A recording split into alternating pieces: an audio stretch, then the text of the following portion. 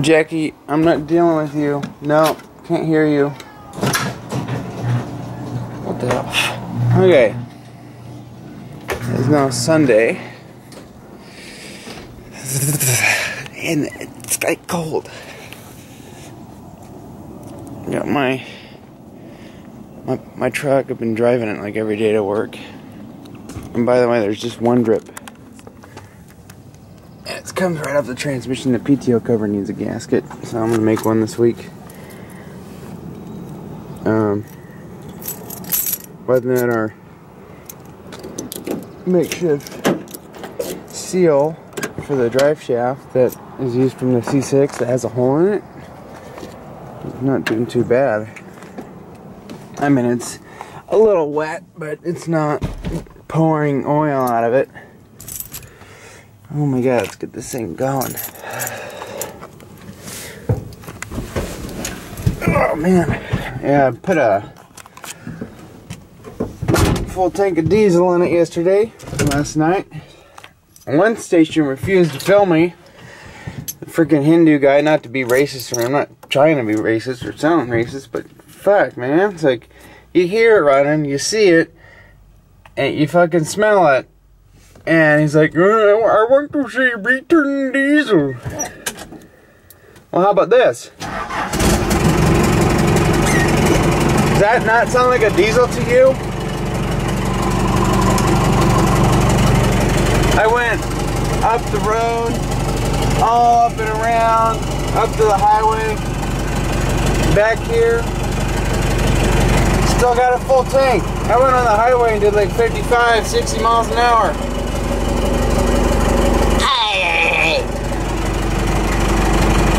I usually give it 5 minutes, warm up, I let the oil pressure get right over to the high side, and it's usually good to go. Yeah, driving around about an hour's worth, I got it right to the low side of the normal.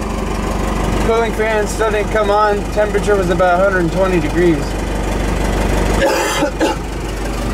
Oh yeah, smoky, just a little bit. Oh yeah, this ignition sticks. So if your blinkers don't work, make sure you're kind of in the not going to try and start mode. I'd have you in the forward facing position, but it's kind of not an option right now. Alright, truck, you ready to go? Oh, it's ready to go.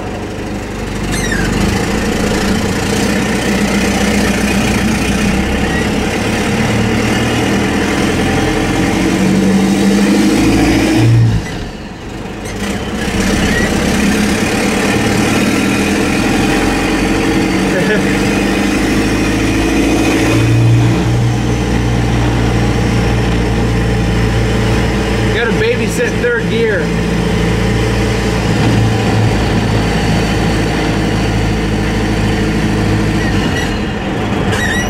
And then at this speed, if you feel you need second, or rather first, you better move that shifter.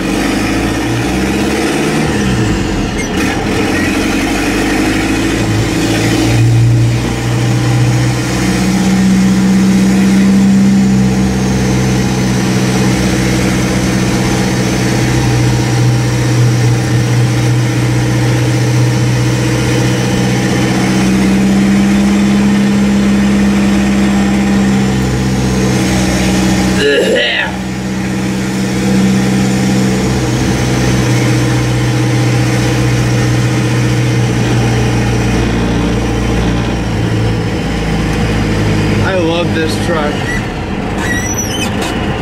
I don't like the clutch pedals. They need to be lubed up.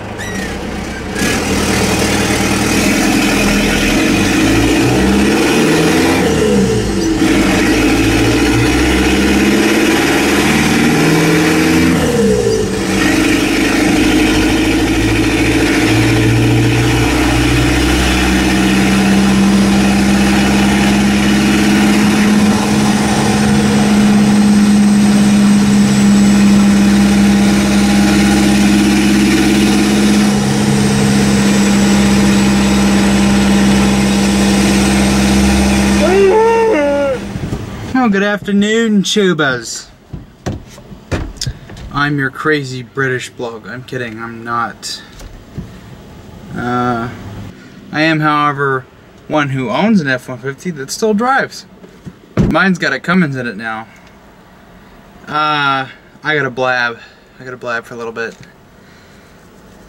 This thing, since I buttoned it up in the driveway in the last video, we drove it out, and then I drove around with the hood not even shut. I didn't even care.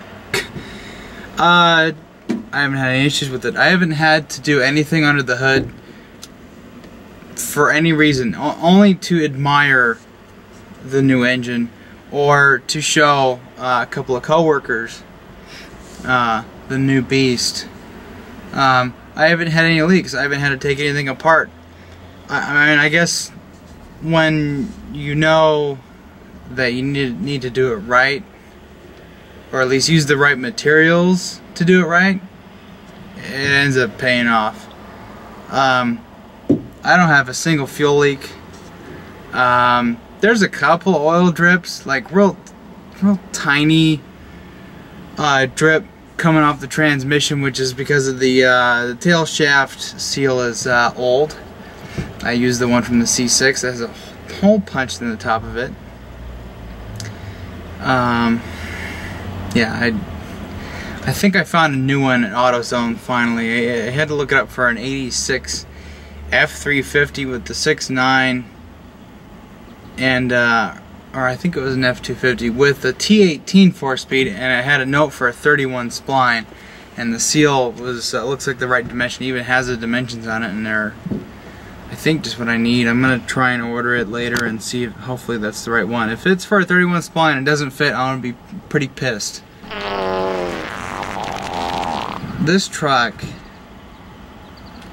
is a freaking tank.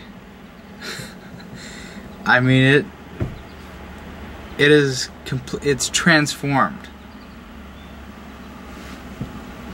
and I'm really pleased with it. You know, the V8 was reliable. It never broke down on me, but it was inconsistent because of the carburetor, and also because it was old. If I were to stick gas, I would have just gone with a whole new engine, fuel injection, serpentine belt, this and that and the other thing.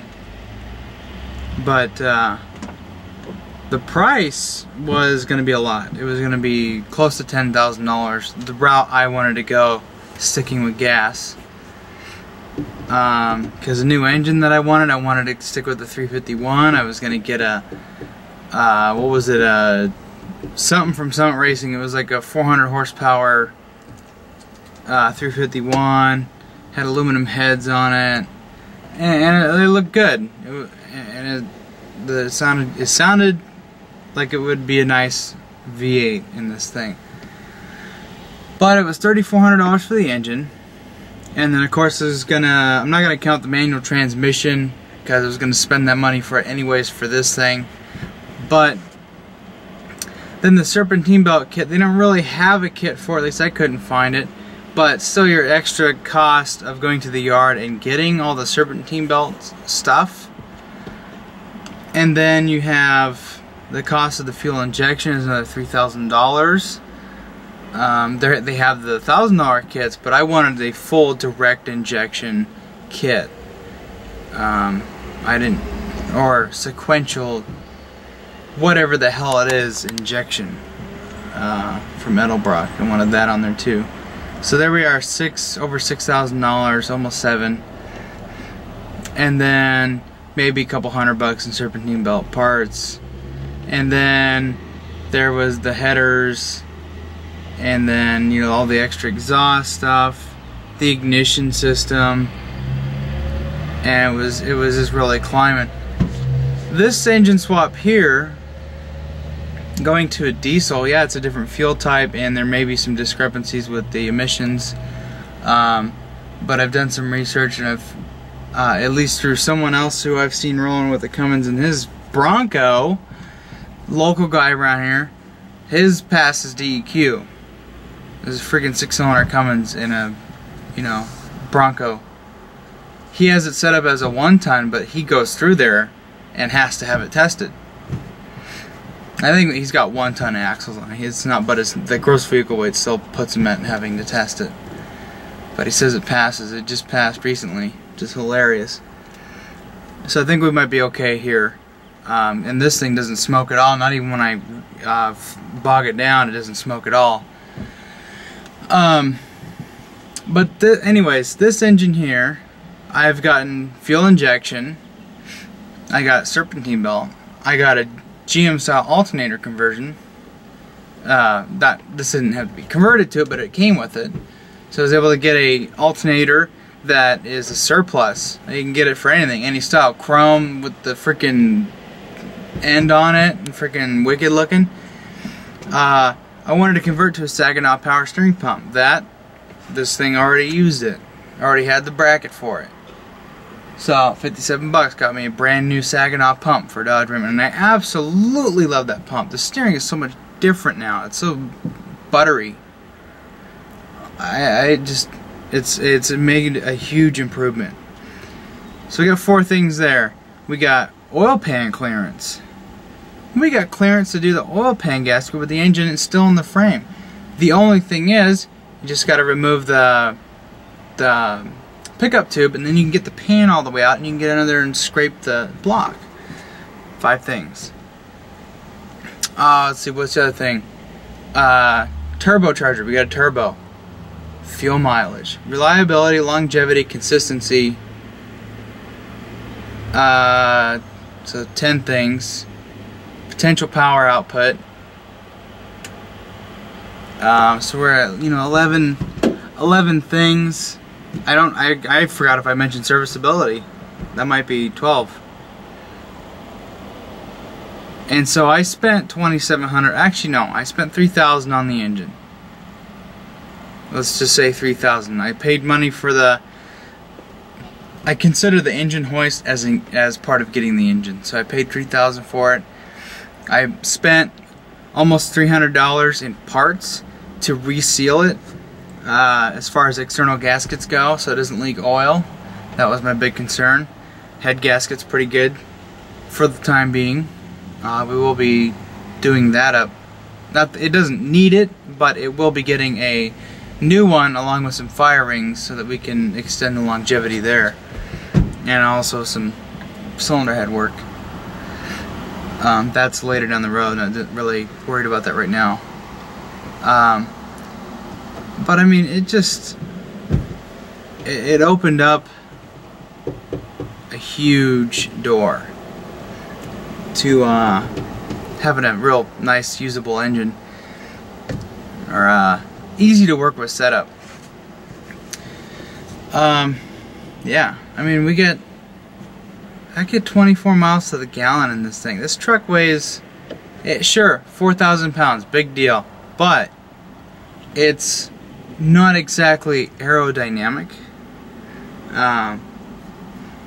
It is for what it is, aerodynamic. It's, you know, there's worse out there.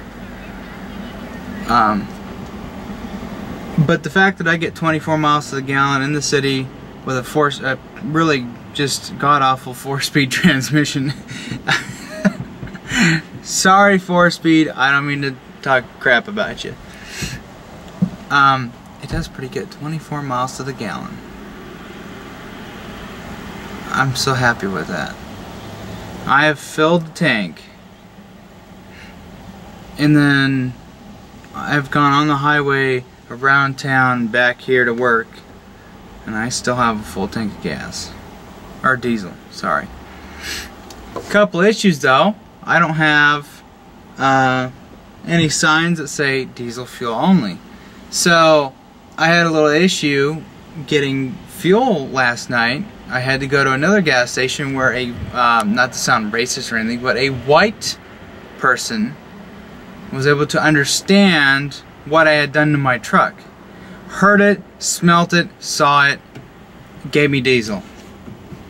But as for other people who aren't as nice as that fuel attendant, they want to see concrete proof. But I understand.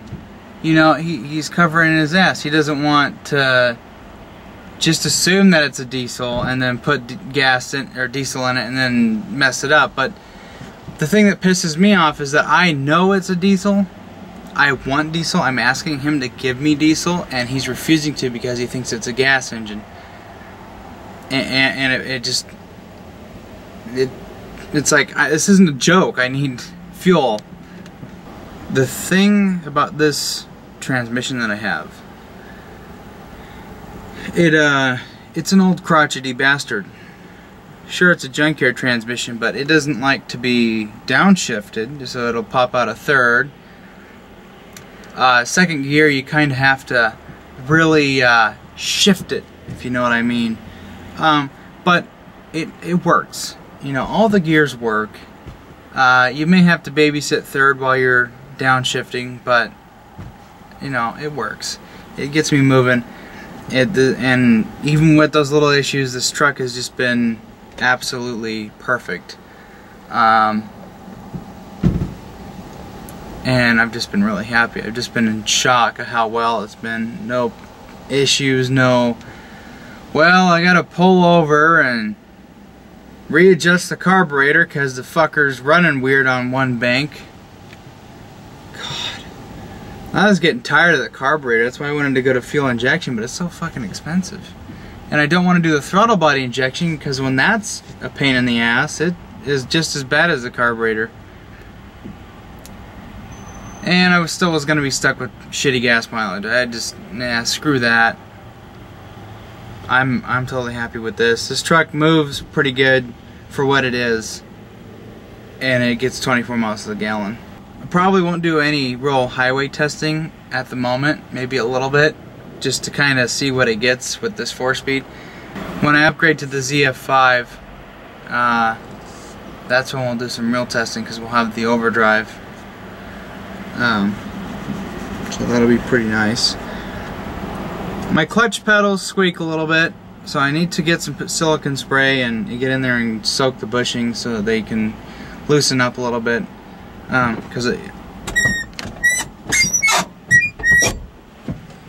What's this flashing? Oh, temperature. Camera's getting hot. It's in the sunlight. Well, I gotta go. This camera's getting hot.